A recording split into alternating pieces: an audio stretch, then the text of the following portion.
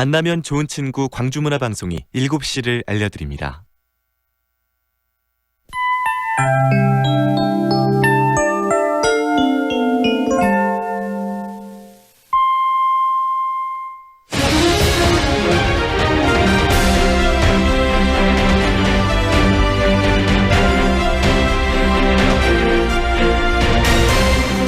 MBC 뉴스의 광장.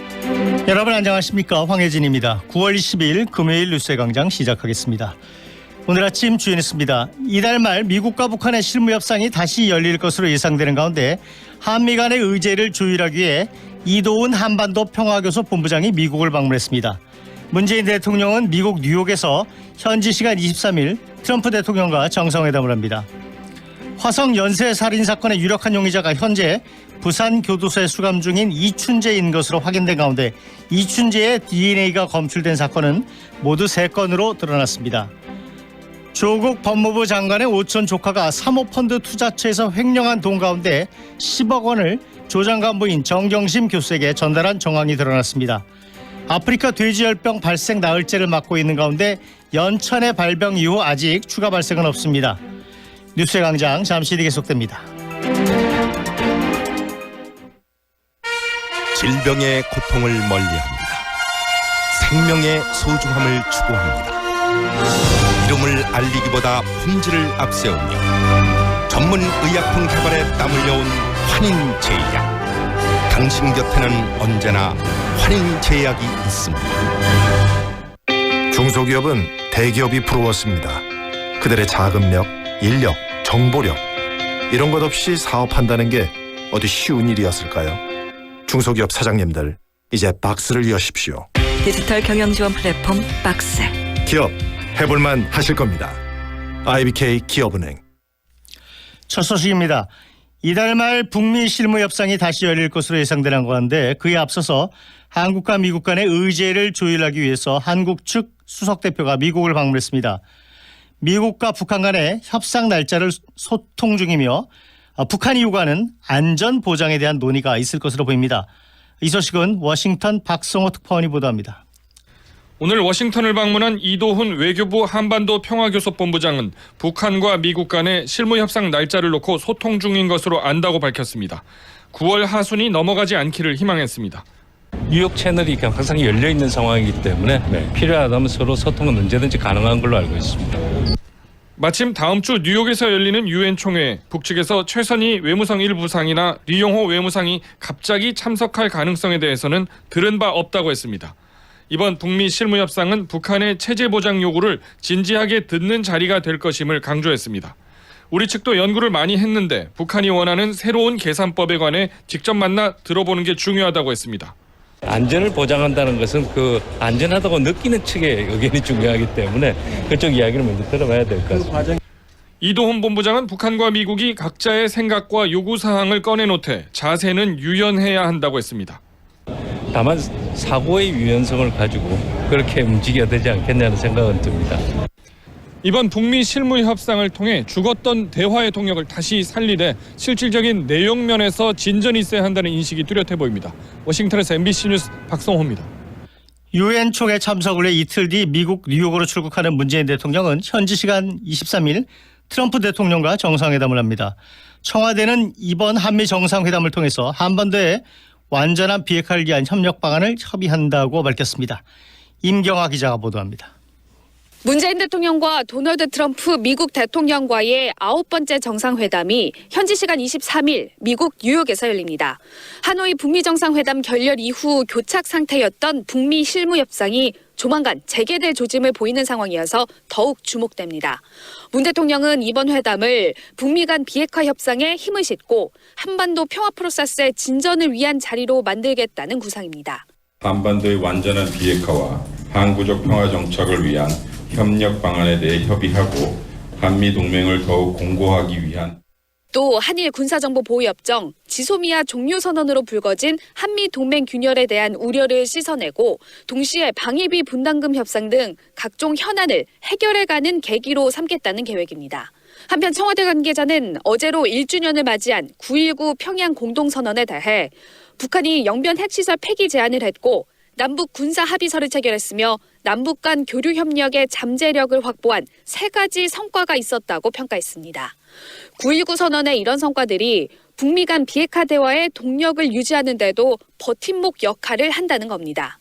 그러면서 북한의 단거리 미사일 발사에도 불구하고 남북 간 소통 채널을 통해 안정적으로 상황을 관리하고 있다면서 이를 항구적인 평화로 연결하는 게 중요하다고 강조했습니다.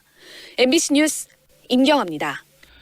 이어서 화성 연쇄 살인 사건 관련 소식 전해드리겠습니다. 화성 연쇄 살인 사건의 주인공이 현재 부산 교도소에 수감 중인 이춘재인 것으로 확인이 됐죠. 이춘재는 지난 1994년 청주에서 처제를 잔인하게 살해한 혐의로 무기징역을 선고받아 현재 24년째 교도소에서 복역 중입니다. 김민창 기자입니다. 초록색 점퍼를 뒤집어 쓴 채 경찰 조사를 받고 있는 이 남성. 화성 연쇄 살인 사건의 유력한 용의자 이춘재입니다.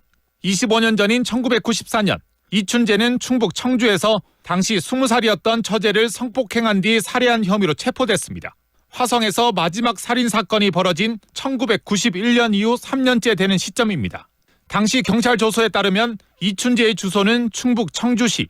포크레인 기사로 일하다 실직해 무직 상태였으며 아내가 가출한 뒤 처제를 집으로 불러 범행을 저질렀습니다.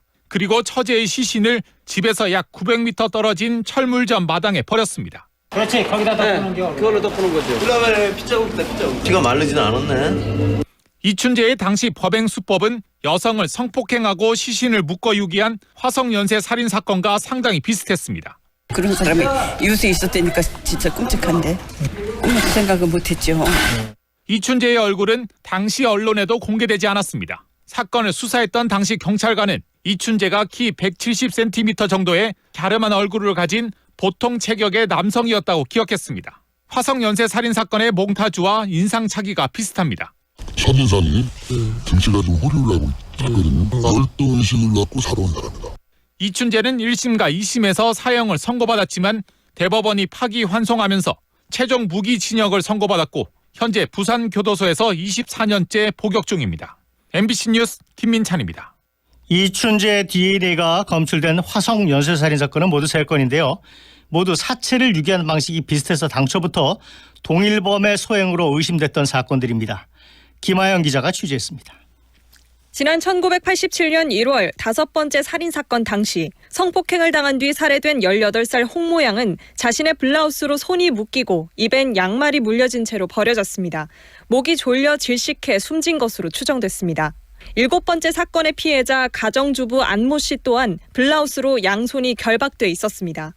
7차 사건은 이곳 화성시 8탄면의 한 농수로에서 발생했습니다. 시간이 많이 흐르면서 현장의 모습도 과거와는 상당한 차이를 보이고 있습니다. 그리고 2년 뒤 발생한 9번째 살인사건. 13살 김모 양은 성폭행을 당한 뒤 한 야산에서 자신의 스타킹으로 묶인 채 발견됐습니다. 3사건 모두 살해 수법이나 유기한 방식이 비슷합니다. 5차도 그렇고 7차 사건도 그렇고 모두 범인이 범행을 하고 옷을 입혀놨어요. 일부는 벗겨놓고. 근데 그런 데서 정액 반응이 이제 있었다고 보지. 이후 이춘재가 자신의 처제를 살해 유기한 방식도 크게 다르지 않습니다. 성폭행 이후 목을 졸라 살해하고 근처에 시체를 유기했습니다. 전문가들은 이춘재가 냉정한 상태로 대담하게 범행을 지속했다는 점에서 사이코패스 성향이 강한 것으로 추정했습니다. 그 행위 자체가 매우 잔혹하다는 거죠. 그것은 굉장히 냉담한 성격을 갖고 있다는 것을 의미하는 거고. 이춘재의 DNA는 피해 여성들의 다양한 옷에서 검출됐습니다. 사건 발생 당시에는 DNA가 검출되지 않았지만 오랜 기간이 지난 후에도 제 감정에서 DNA가 검출된 사례가 있다는 점에 착안하여 여기에 2010년 시행된 DNA법에 따라 교정시설 수용자에 대한 DNA 정보를 데이터베이스로 만들어 빠르게 대조할 수 있었다는 것도 도움이 됐습니다. MBC 뉴스 김하영입니다. 황회진 앵커가 진행하는 MBC 뉴스의 광장입니다.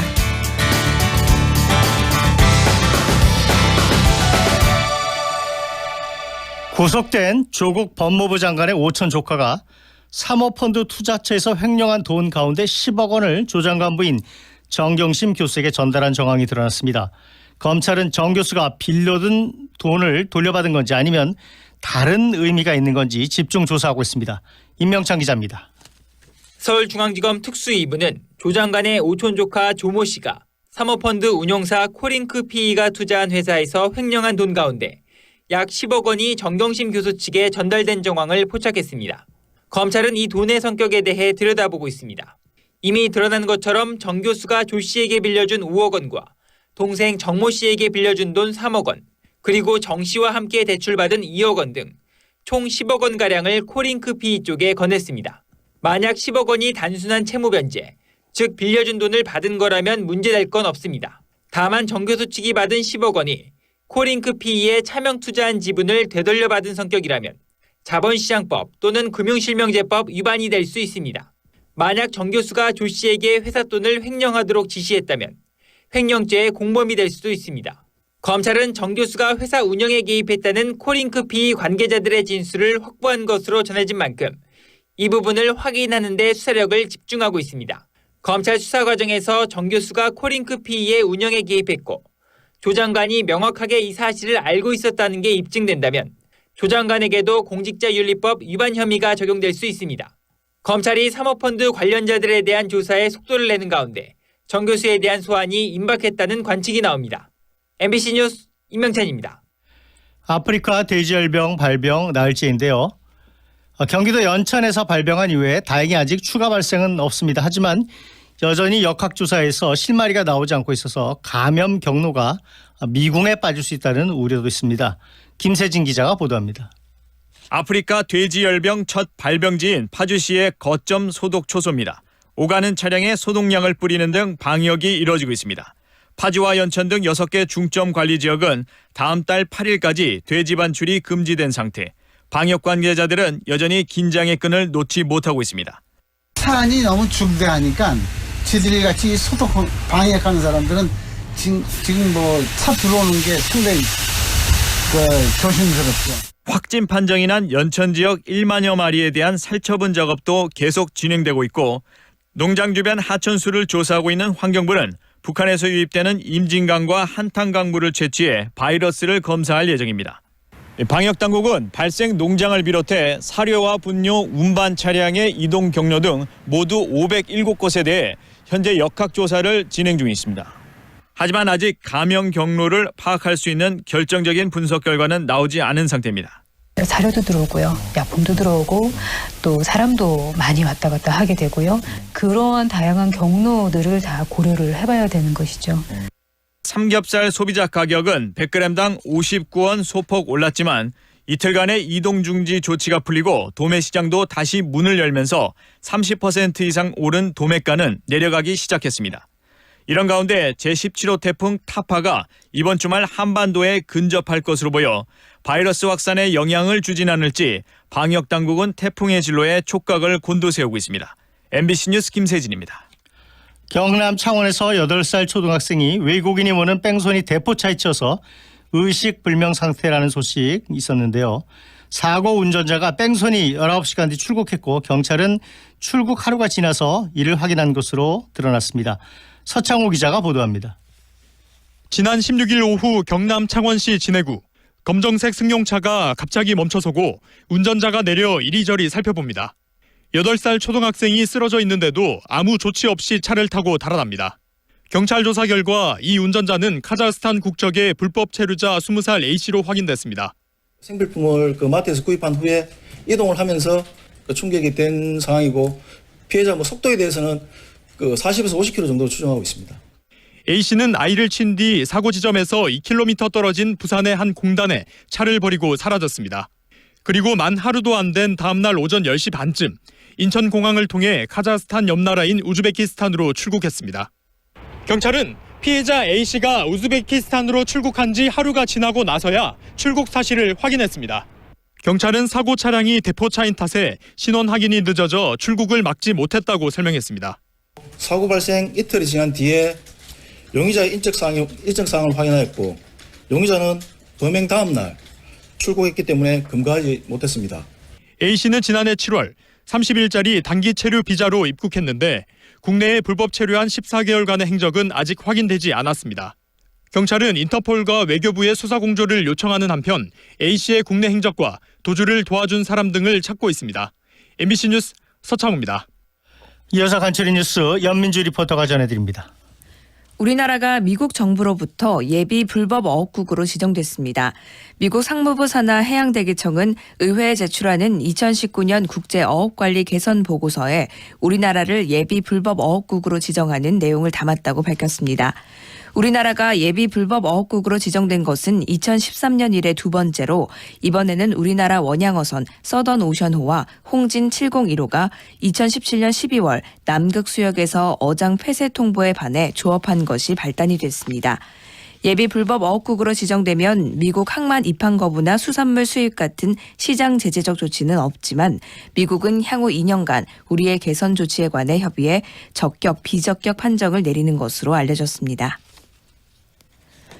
뉴욕 상업거래소에서 10월 인도분 서부 텍사스산 원유가 전날보다 배럴당 0.03% 오른 58.13달러의 거래를 마치는 등 국제유가가 사흘 만에 소폭 올랐습니다.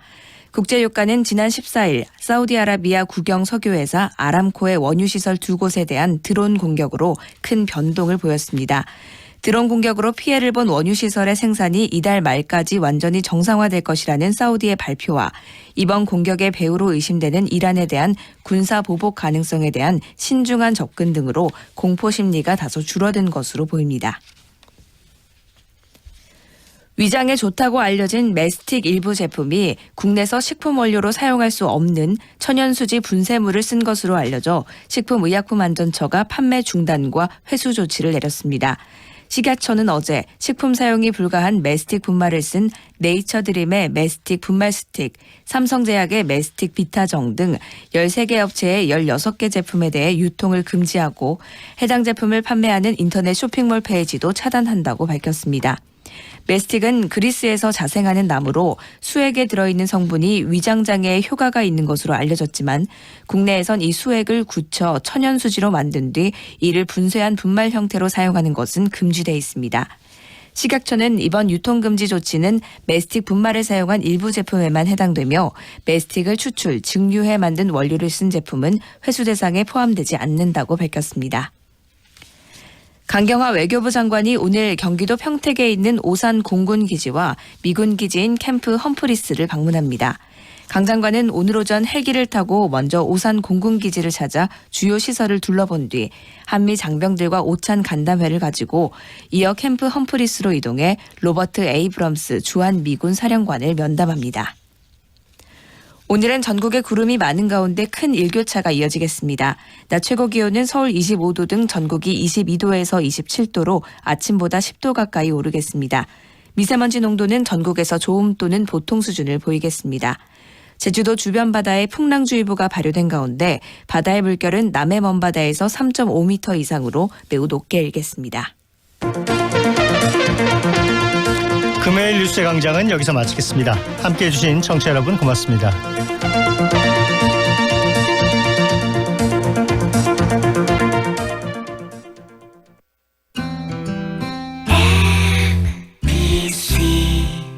점토벽돌, 친환경, 수질정화, 건축외장재 분야 전문기업 세라코, 광주 전남 유일의 점토벽돌 제조회사 세라코, 창조와 혁신을 선도하는 명문기업 세라코가 건축 분야의 새로운 패러다임을 제시합니다. 고객과 함께 행복한 내일을 건설해 나가겠습니다. 나주 061-331-9000번 세라코. 가드레일, 중앙분리대, 교량난간, 방음판 전문 제조기업 가스코. 전 임직원이 장인정신과 사명감으로 안전한 도로 환경을 만들기 위해 최선을 다하겠습니다. 창조와 혁신을 주도하며 고객에게 신뢰받는 기업 가스코가 해내겠습니다. 화순 061-370-2056. 상무와 수완이 가까운 프리미엄의 중심 무진로 지나리체 리버뷰가 옵니다. 무등산 영산강 특급 조망 원스톱 중심 생활을 누리는 명품 중대형 무진로 지나리체 리버뷰 062-223-0002 진화건설. 낭만 항구 목포를 즐기는 색다른 체험 목포 해상 케이블카. 눈앞에 다도해가 펼쳐지는 황홀한 해상 파노라마. 유달산과 고화도를 잇는 3.2km. 40분간의 짜릿한 즐거움이 시작됩니다. 목포 해상 케이블카. 교차로 모퉁이 될까 말까? 될까 말까 할 때는 대지 마세요. 파도도 잔잔한데 구명조끼 입을까 말까? 입을까 말까 할 때는 입으세요. 안전을 망설이지 마세요. 안전을 눈치 보지 마세요. 공익광고협의회. 지금 시각은 7시 20분입니다.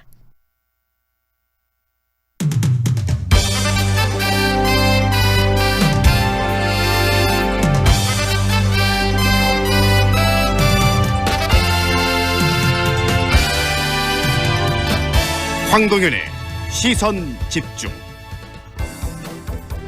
여러분 안녕하십니까, 황동현입니다. 최근 일본 전 환경상이 후쿠시마 방사능 오염수를 바다에 방출해야 한다라는 주장을 다시 반복했는데요. 일본 정부의 전 그리고 현직 관료들의 이런 연이은 발언들은 현재 국제적 관심과 비판이 높은 방사능 오염수 해양 방출을 기정사실화하기 위한 일본의 책략이 아닌가 하는 그런 의구심까지 들 정도입니다. 이 오염수 해양 방출이 일본뿐 아니라 주변국에 얼마나 위협적인 것인가를 봤을 때 그냥 넘어갈 수 있는 상황은 아닌 것으로 보입니다. 우리 정부도 현재 관심을 높이고는 있지만 보다 적극적인 국제 공조를 통해서 일본의 방사능 오염수가 해양 방출되는 것은 꼭 막아야 합니다. 그리고 해양 방사능 오염수가 우리 한반도를 싸고 도는 것이 또 얼마나 위험한 것인가, 그 부분에 대해서도 국민들에게 잘 알려야 할 필요가 있습니다. 황동현의 시선 집중 시작합니다.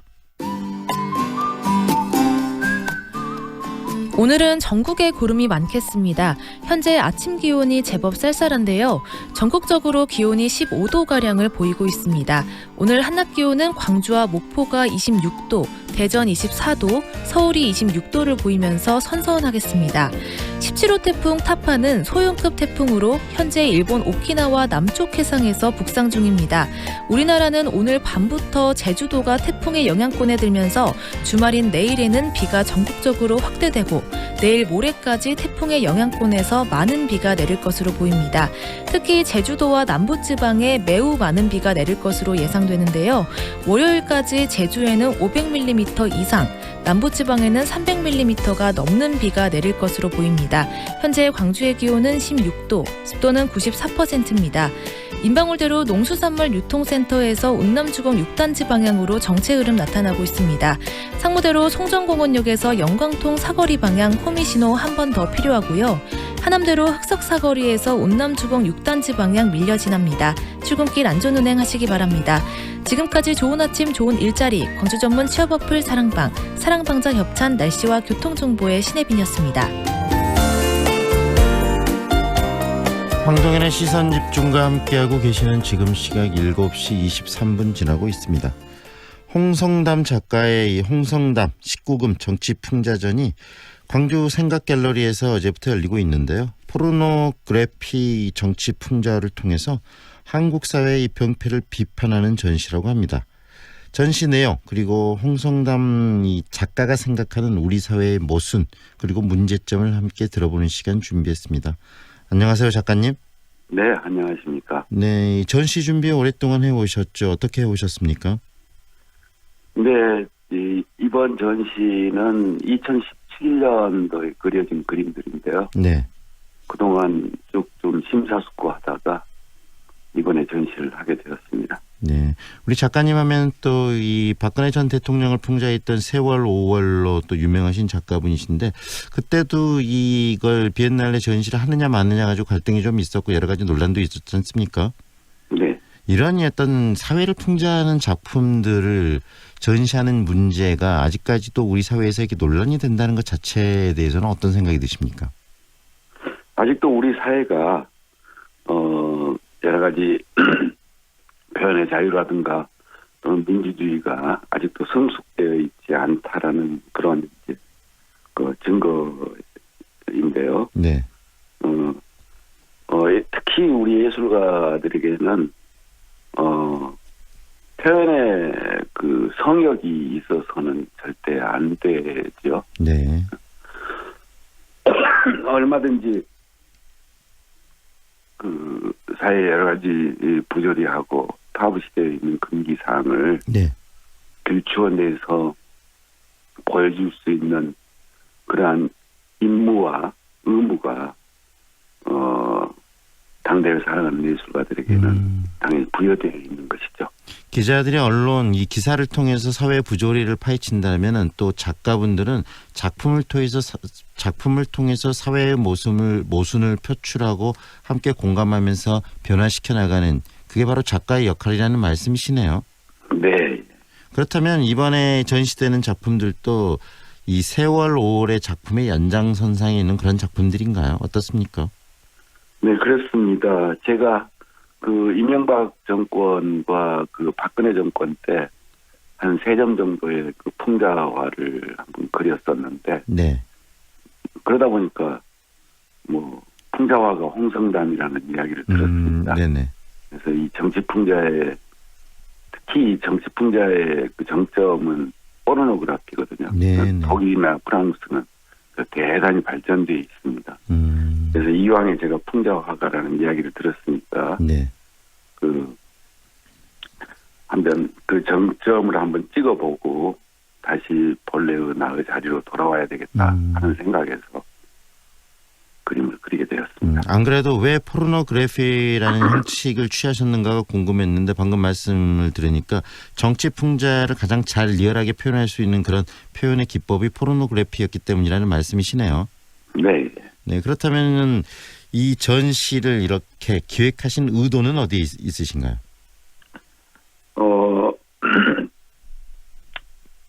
우리 이 사회가 대단히 이제 남성 가부장적 사회로서 남성 권력이 너무 심화되어 있고, 그리고 이제 그것들이 그동안 우리 사회를 어떻게 피폐하게 만들었는지 이런 것들을 포르노그래피를 통해서 네. 한번 우리가 한번 숙고를 해보자, 한번 논의를 진행을 해보자 하는 그런 그 생각이 있습니다. 주요 작품들 소개도 좀 해주세요. 그 작품들을 좀 봤을 때 이 우리 사회의 여러 가지 문제 중심에 있었던 뭐 김기춘 전 대통령실장이나 대통령 비서실장이나 이런 사람들 또 어떤 소재로 활용된 것으로 알고 있는데 작품들 네. 직접 소개 좀 해주시겠어요? 예. 우선 그 메인 작품으로 똥침 1이라는 작품이 있습니다. 네네. 거기에는 우리나라 사법 최고 엘리트인 김기춘 씨가 네. 역대 정권을 통해서 어떻게 법을 사법을 신여화했는지, 네. 그걸 그의 일대기를 통해서 좀 보여주는 네. 그런 풍자화고요. 네. 그리고 제가 1989년도에 지금의 국정원인 안기부에 끌려가서 네. 이제 간첩 화가로 고문 조작이 되었습니다만, 네네. 그 당시 이 안기부 대공국장이 정영근 검사였습니다. 국회의원을 했던. 네네. 예. 그리고 묵주기도 사건이 있었죠. 예. 그리고 또 저를 담당 공소했던 검사가 김학의 검사였어요. 그 당시에 검찰총장이 김기춘 씨였고, 네. 그래서 그 세 분을 제가 제 그림에 불러드렸습니다. 네. 예. 그리고 우리 사회가 지금 깊이 앓고 있는, 분단 사회가 앓고 있는 여러 가지 그 진영 논리, 네.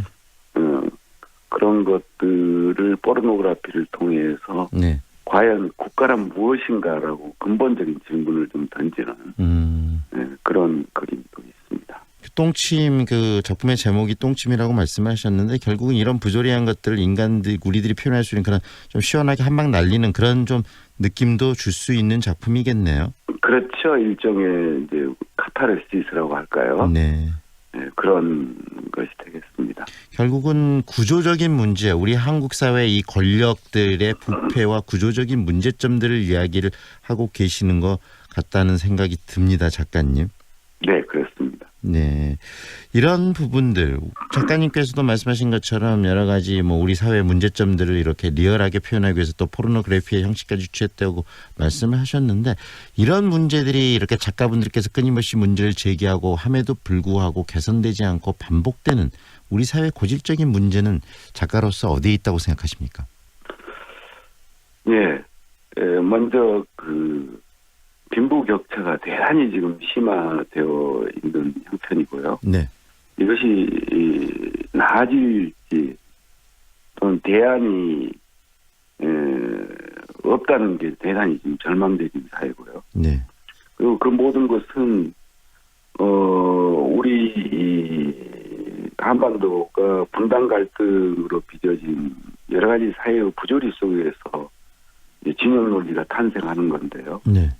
이것들이 이런 그 진영 논리가 서로 화해하고 의논하고 그렇게 해서 새로운 소위 네. 차선책이라도 내놓을 수 있는 대안을 도출을 해낼 수 있는 그런 역량들이 상실되어 있다 우리 사회가. 네. 이것이 우리 사회의 가장 큰 문제라고 저는 진단을 하고 있습니다. 그 문제점을 작품을 통해서 표현하고 싶으시다는 말씀이죠. 네, 그렇습니다. 네, 많은 분들이 이런 그 작가님의 어떤 작품의 어떤 철학, 그다음에 생각 부분에 대해서 공감하면서도 또 이 형식 자체가 이 포르노그래피라는 형식을 취했다고 이야기를 하시기 때문에 자녀들과 함께 가족과 함께 가서 이 전시 구경을 할 수 있겠느냐 관람을 이런 생각도 할 텐데 어떻습니까? 뭐 전시라는 게 꼭 가족과 함께 구경하는 전시회도 있고. 네. 또 혼자 와서 조용히 이제 볼 수도 있는 전시도 있는 것이죠. 네. 그런데 이 예술가라는 것은 당대의 현실이 토해내는 그런 욕망의 쓰레기더미. 그리고 우리 사회의 굳은 상처들 속에서 상처가 흐르는 그런 피고름 덩어리. 네. 그런 그 위에 이제 뿌리를 받고 아름다운 꽃 한 송이를 피워내는 게 예술가의 임무입니다. 예술가가 무슨 특별한 뭐 도구인이라든가 또는 뭐 진선미에서 선을 추구하는 사람이라든가 또는 종교적인 사람이라든가 이런 것이 아니거든요. 예술은 예술가만의 또 특별한 그런 임무가 있습니다. 네, 그 임무 그리고 그걸 리얼하게 좀 표현했고요. 많은 사람들이 또 이 작품을 보면서 우리 작가님과 공감하는 부분들이 있을 것 같습니다. 그렇다면 실질적으로 이 관람객의 나이 제한이 이 전시는 있겠네요. 네, 그래서 19금이라고 이름을 붙였습니다. 예, 많은 분들이 또 작가님과 함께 공감하는 그런 전시가 될 거라는 기대를 갖습니다. 오늘 말씀은 여기까지 들을게요. 고맙습니다. 네, 네, 감사합니다. 지금까지 민중화가 홍성담 작가와 함께했습니다. Feelings between the sheets. Why am I caressing my mama's fat knees? 세상을 보는 지역의 눈. 여러분은 지금 황동현의 시선 집중과 함께하고 있습니다. 조금은 어렵고 딱딱한 경제 이야기를 쉽고 재미있게 풀어보는 시간이죠. 박영래의 경제 토크앤토크. 뉴스원 광주 전남 취재본부 박영래 국장과 함께합니다. 어서 오십시오, 국장님. 네, 안녕하십니까. 아프리카 돼지열병 정말 전국적으로 비상 상황이네요. 예, 그렇습니다. 이 사흘 전이었죠. 지난 17일 이 경기도 파주의 돼지 농장에 이어서 또 경기도 연천의 농장에서도 이 아프리카 돼지열병이 확진됐습니다.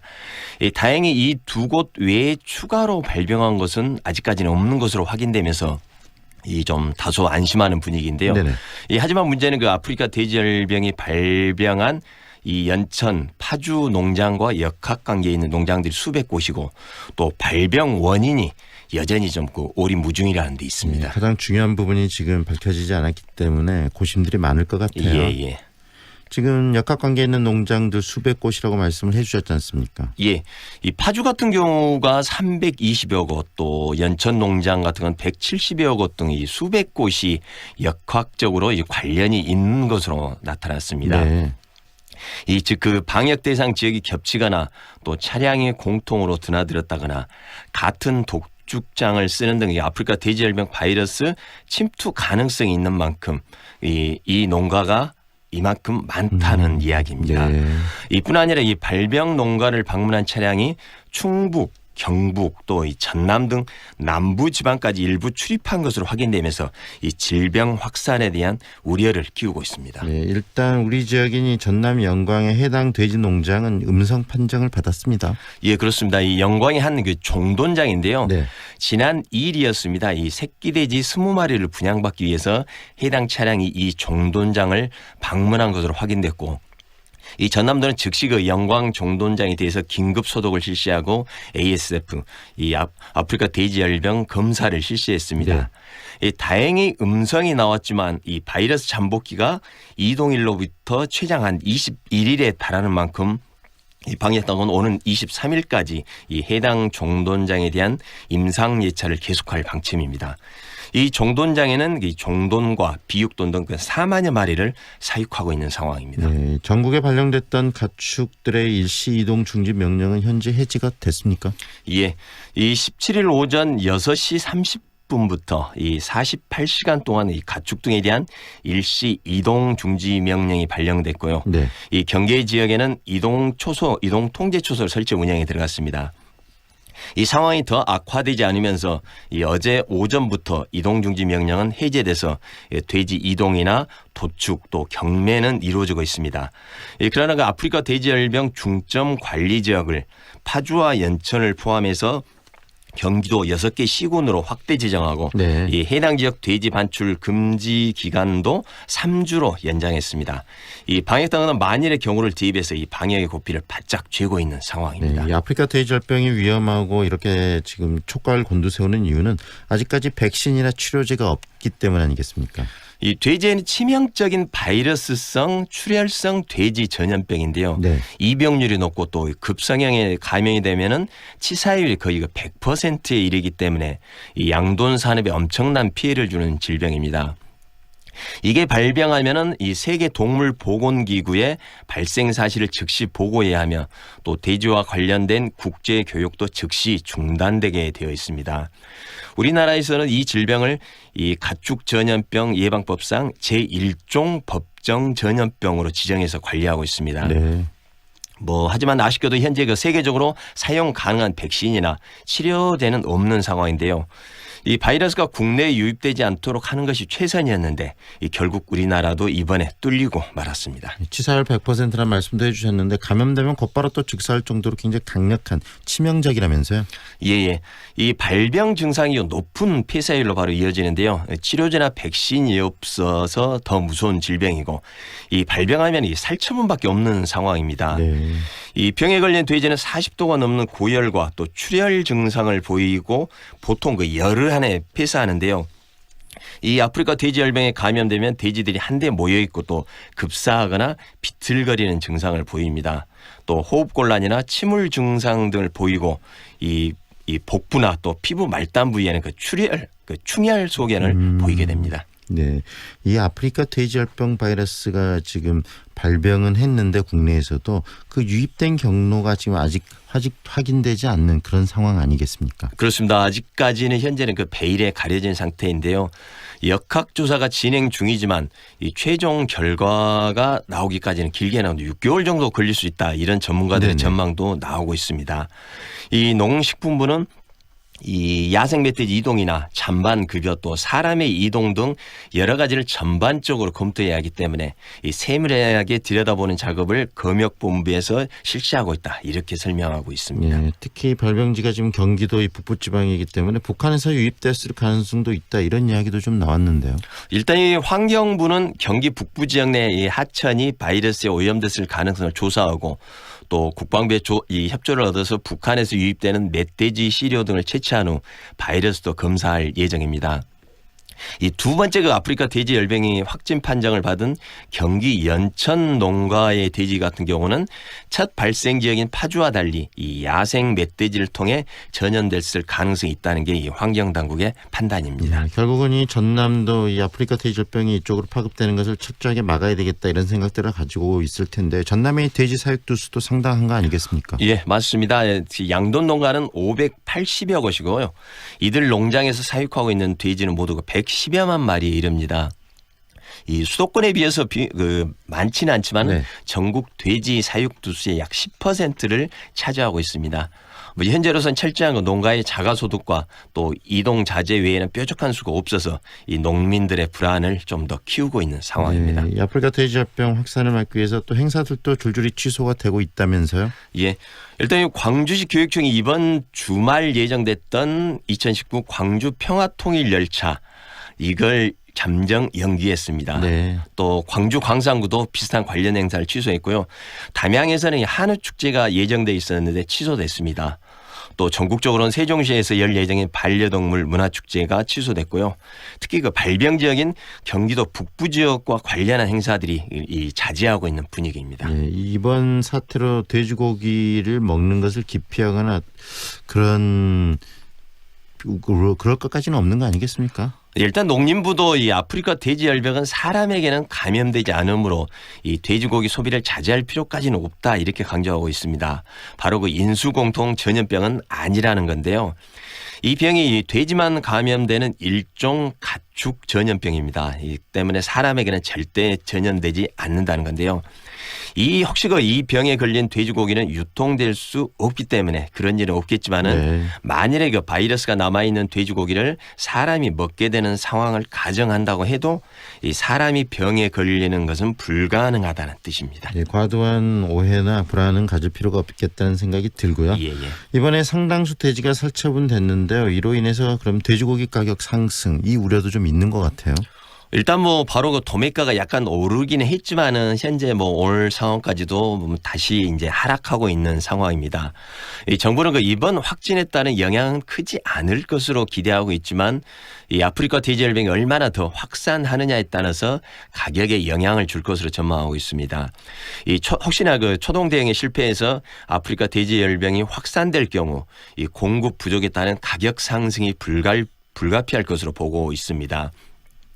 예를 들어서 중국 같은 경우에는 가격이 상당히 급등했었는데요. 중국 국가통계국이 발표한 지난달 중국 내 돼지고기 가격은 전년 대비 무려 46.7%가 오른 것으로 나타났습니다. 네, 일단은 발병은 했지만 아프리카 돼지열병이 확산되지 않고 이렇게 상황이 좀 종료됐으면 하는 바람 모두 갖고 있는 거 아니겠습니까? 그렇습니다. 이 아프리카 돼지열병은 구제역 등 다른 전염병에 비해서 전파력이 낮아 이 철저한 차단과 소독을 실시하면은 크게 걱정할 것은 없다. 이게 농림부의 설명인데요. 때문에 앞으로 3주 정도 이 결정적 고비가 될 것으로 보고 있습니다. 이 돼지와 접촉하지 않으면 이 전염되지 않는 만큼 이 농장 접근 등은 삼가하는 게 필요해 보입니다. 특히 야생 멧돼지 등을 통한 이 추가 발생 가능성이 있으므로 이 농촌 지역에서는 야생 멧돼지 폐사체가 발견되면 즉시 방역 당국에 신고해달라 이렇게 당부하고 있습니다. 네, 특히 해외 여행 시 축산물이나 축산물 가공품을 가지고 들어와서는 절대 안 되는 거 아니겠습니까? 예, 일단 아프리카 돼지열병 발생국으로 여행 가는 것 자체를 자제해야 하고요. 부득이한 경우는 출입국 신고와 소독 등 관련 조치를 취해질 것을 당부했습니다. 특히 아프리카 돼지열병의 국내 유입 방지를 위해서 동물이나 육류 또 햄, 소시지 등의 축산물을 해외에서 가져오지 말아야 합니다. 네. 부득이 가지고 들어올 경우에는 반드시 입국 신고 때 신고를 해야 하는데요. 휴대한 동물이나 축산물을 신고하지 않을 경우 최고 500만 원의 과태료가 부과됩니다. 네, 오늘 말씀 잘 들었습니다. 고맙습니다. 네, 고맙습니다. 뉴스원 광주 전남 취재본부 박영래 국장과 함께했습니다.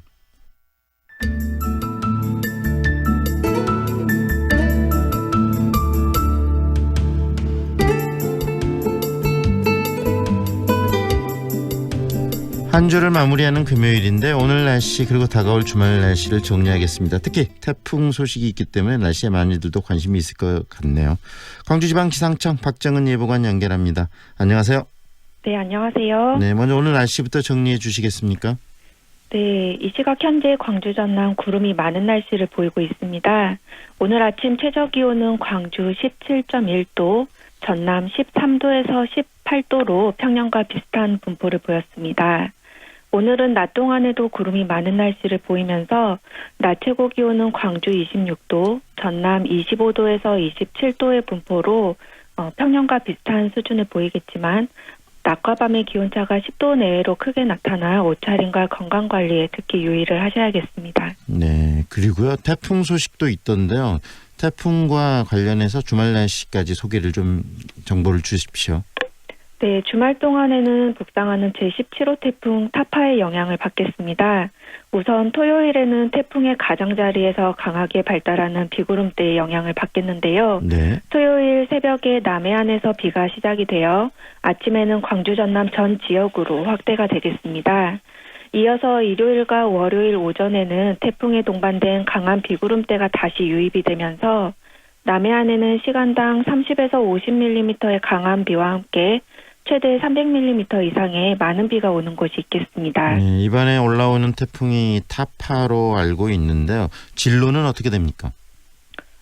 네, 우선 타파는 19일 오후 3시에 일본 오키나와 470km 부근 해상에서 발생을 했고 네. 현재는 소형급의 태풍으로 시속 24km의 속도로 서진을 하고 있습니다. 앞으로 이 태풍은 28도 이상의 고수온 해역에 머물면서 이제 점차 발달을 하며 대만 동쪽 해상까지 느리게 이동을 하겠고요. 그 이후에는 북태평양 고기압 가장자리를 따라 북동진하면서 빠르게 우리나라 부근으로 접근을 하겠습니다. 따라서 현재 예상대로라면 22일과 23일 사이에 남해상을 지나 대만 해협으로 지날 것으로 예상이 되고 있습니다. 네. 그리고요. 태풍이 지난 다음에 또 다음 주 날씨도 전망을 해 주시죠. 네. 우선 다음 주 23일 오전까지는 태풍의 영향으로 비가 오겠고 네. 28일경에는 또다시 기압골의 영향으로 비가 예상이 되고 있습니다. 기온은 평년과 비슷하겠지만 이 시기에는 낮과 밤의 기온차가 크게 나타나기 때문에 환절기 건강관리에 특히 유의를 하시기 바랍니다. 네. 오늘 말씀 여기까지 드릴게요. 고맙습니다. 네, 고맙습니다. 지금까지 광주지방기상청 박정은 예보관이었고요. 이어서 교통 상황 그리고 또 미세먼지 관련 정보도 들어보겠습니다. 동문대로 서방사거리에서 말바오 사거리 방향 서방사거리 가장자리 차로 막고 장비 동원해서 인도 보수공사 중입니다. 지나실 때 유의하시기 바랍니다. 출근길 지나면서 교통량 증가하고 있습니다. 설중로 고려고에서 일곡지구 입구 사거리 방향으로 정체 흐름 나타나고 있고요. 남문로 지원교차로에서 원지교 방향으로 교통량 많아서 밀렸다 풀렸다 반복됩니다. 동곡로 선운 지하차도에서 평동산단 방향 정체되고 있고요. 사암로 하남산단 6번로 입구에서 9번로 입구 방향 밀려 지납니다. 양산로 양산 택지지구에서 양산 사거리 방향 신호 2번 필요합니다. 출근길 안전운행하시기 바랍니다. 오늘 미세먼지 농도는 좋음 단계를 나타내고 있습니다. 현재 광주의 기온은 16도, 습도는 91%입니다. 지금까지 좋은 아침 좋은 일자리 광주 전문 취업 어플 사랑방 사랑방자 협찬 교통정보의 신혜빈이었습니다.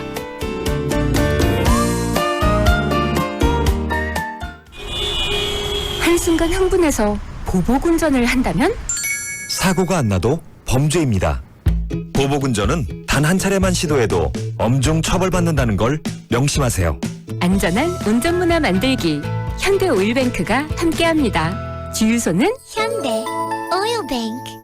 화순 더힐 314 자연친화형 설계 예술적인 감성을 담아낸 더힐 314 쾌적한 자연과 여유있는 삶의 가치를 실현하는 도시명 전원주택단지 청정화순 더힐 314로 여러분을 초대합니다.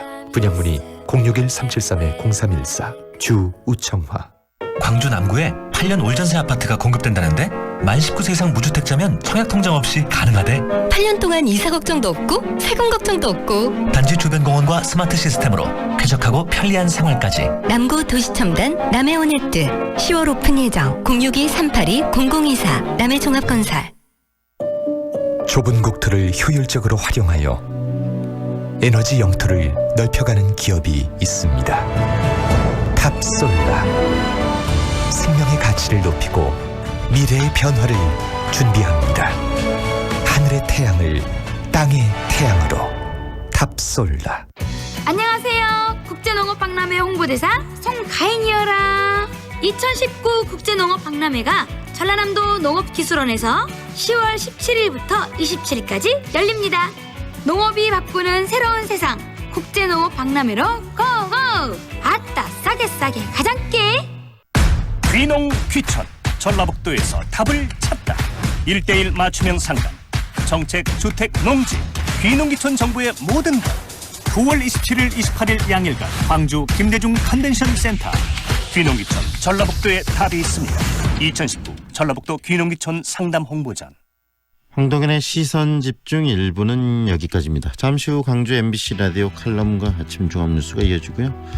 황동현의 시선집중 2부 3부는 8시 10분 다시 여러분과 함께하겠습니다.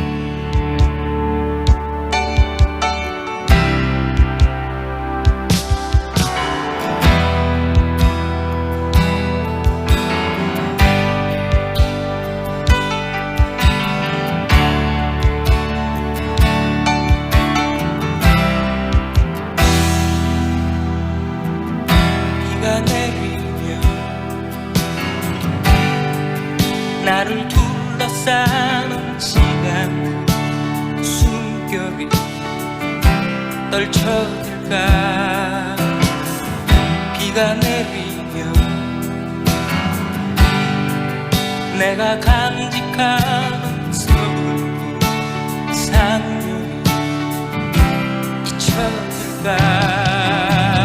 난 책을 접어놓으며 창문을 열어 흐린 가을 하늘에 편지를 써. 잊혀져간 꿈들을 다시 만나고파. 흐린 가을 하늘에 편지를 써. 잊혀져간 꿈들을 다시 만나고파. 흐린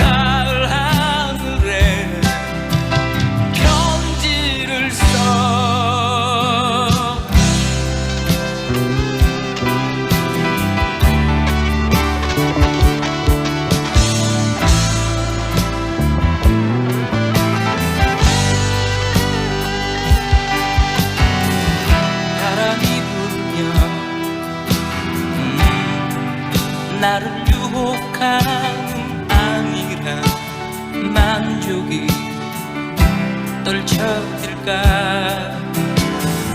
바람이 불면 내가 알고 있는 허위의 길들이 잊혀질까.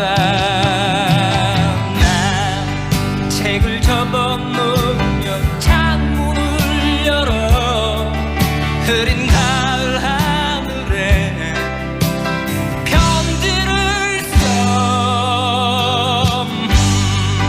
잊혀져간 꿈들을 다시 만나고파.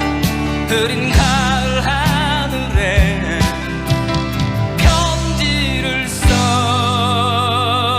난 책을 접어놓으며 창문을 열어 흐린 가을 하늘에 편지를 써.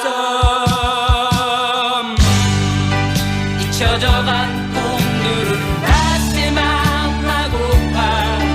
흐린 가을 하늘에 편지를 써.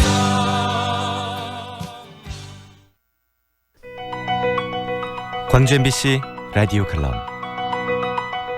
라디오 칼럼은 여러 전문가들의 의견을 통해 한국 사회의 방향과 광주 전남의 미래 비전을 찾는 시간입니다. 오늘은 치매 극복의 메카 광주란 주제로 조선대학교 치매국책연구단 이건호 단장과 함께합니다.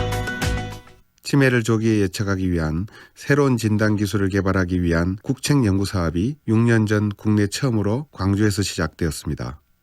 그 당시에는 65세 이상 지역 어르신을 대상으로 치매 정밀 검진을 무료로 실시하고 치매 고위험군을 추적 관리하는 사업이었습니다. 이를 위해 노대동 빛골 노인 건강타운 내에 광주시 치매예방관리센터를 설치하고 참가 희망자를 모집하였으며 지금까지 12,000명 이상의 어르신들이 치매 정밀 검진을 받으셨습니다. 요즘은 광주 어르신들 중 광주 치매예방관리센터를 한 번쯤 들어보셨거나 직접 방문해 보신 분이 상당수에 이르는 것으로 압니다. 이 치매 국책 사업은 지난 6월로 종료되었고 새로운 사업은 지금까지 발굴한 치매 위험군을 장기적으로 추적 관리하는 사업으로 대구에 위치하고 있는 한국내연구원과 협력하여 착수하였습니다. 치매는 65세 이상 한국인이 가장 두려워하는 질병입니다. 2019년 현재 치매 환자의 수는 80만 명에 육박하며 2023년에 이르면 치매 환자가 100만 명에 이르다가 2040년에는 그 숫자가 200만 명까지 늘어날 것으로 추산하고 있습니다. 치매 인구의 증가는 평균 수명이 늘어나면서 필연적인 일을 하지만 가히 재앙 수준이라 할 만합니다. 치매 환자의 급속한 증가로 인해 사회 경제적 비용도 또한 급격히 증가해 2022년에는 노인 요양보험이 고갈될 것이라는 우려스러운 전망도 나오고 있습니다. 치매 환자의 경우 혼자서 생활이 어렵기 때문에 가족들의 삶의 질 또한 현저히 떨어지게 됩니다. 하지만 각도를 달리 바라보면 고령화 시대에 피할 수 없는 치매를 예방하고 극복하기 위한 각종 신의료기술 산업은 우리 사회의 미래 신성장 동력이 될 수 있습니다. 광주시는 미래 성장 동력으로 인공지능 기술을 선정하고 AI 거점 산업단지 조성을 위해 내년부터 4천억 원의 국비를 집중 투자할 계획입니다. 인공지능을 활용한 정밀 의료기술을 개발하기 위해 양질의 생체의료 빅데이터를 반드시 확보해야 합니다. 광주는 2013년부터 지금까지 광주 시민을 대상으로 치매 무료 검진 사업을 통해 치매 관련 전방위 생체의료 빅데이터를 아시아 최대 규모로 확보하고 있습니다. 또한 조선대 치매국책연구단은 이때 촬영된 MRI 사진을 활용하여 한국노인 표준 뇌지도를 만들어낸 바도 있습니다. 광주가 치매를 조기에 예측하고 예방관리할 수 있는 인공지능 신의료기술을 주도할 수 있는 절호의 기회가 아닐 수 없습니다. 지금까지 축적된 치매 관련 데이터와 노하우를 토대로 지역에 있는 거점 연구기관이 힘을 합친다면 충분히 기회를 만들어낼 수 있다고 봅니다. 광주가 의료관광이나 인공지능 로봇이 치매 환자를 돌보는 요양산업의 메카가 되는 날을 기원해 봅니다. 이건호 단장은 조선대학교 의생명과학과 교수로 한국뇌연구원 협력연구단 단장, 아시안 치매포럼 한국 대표, 미국 치매 유전학 컨소시엄 한국 대표로 활동하고 있습니다. 지금 시각은 7시 57분입니다. 서민 전용 대출 햇살론. 창업자금 최고 5천만 원, 운영자금 최고 2천만 원, 생계자금 최고 1,000만 원. 신용등급 6에서 10등급 자영업자, 근로자 또는 저소득 기초생활수급자까지 서민 전문 대출 햇살론도 광주 문화신협에서. 광주 266-4150. 한순간 흥분해서 보복운전을 한다면? 사고가 안 나도 범죄입니다. 보복운전은 단 한 차례만 시도해도 엄중 처벌받는다는 걸 명심하세요. 안전한 운전문화 만들기. 현대오일뱅크가 함께합니다. 주유소는 현대 오일뱅크. 무더위를 날릴 시원한 소식을 전합니다. 고품격 커뮤니티 풀퍼니시드 시스템에 놀라고 살아보고 결정하는 4년 전세 선택형에 반하고. 어딘지 궁금하시죠? 충장 유탑 유블레스 홍보관 오픈 중. 문의 1899-1066 유탑건설. 광주 남구에 8년 올전세 아파트가 공급된다는데 만 19세 이상 무주택자면 청약통장 없이 가능하대. 8년 동안 이사 걱정도 없고 세금 걱정도 없고 단지 주변 공원과 스마트 시스템으로 쾌적하고 편리한 생활까지. 남구 도시첨단 남해온해뜨 10월 오픈 예정. 062-382-0024 남해종합건설. 무등산 북쪽의 둥지를 튼 광주광역시 북구 평촌마을. 바람 한 점, 구름 한 점도 쉬어가는 이 마을은 자연 그대로의 모습을 간직한 청정 생태마을입니다. 서산에 해가 지고 마을에 어둠이 내리면 이곳을 밝히는 또 하나의 작은 불빛. 반딧불이가 하늘에 별이 떨어져갖고 움직이는 느낌이 많이 들었어요. 스스로 빛이 낸다니까 되게 놀랍기도 하고 다음에 또 봤으면 좋겠다고 생각해요. 반딧불이가 있다라고 하는 건 광주 무등산이나 이 지역의 환경이 깨끗해지고 있다, 환경이 복원되고 있다, 저는 그렇게 생각합니다. 알수록 귀한 산 무등산. 무등산에 사라진 반딧불이가 돌아왔습니다. 광주 MBC 캠페인 무등산을 사랑하자. 이 캠페인은 현대해상, SK 브로드밴드, 현대 모비스와 함께합니다. AM 819kHz, 표준 FM 93.9MHz, 광주 MBC 라디오입니다. HLCN. 지금은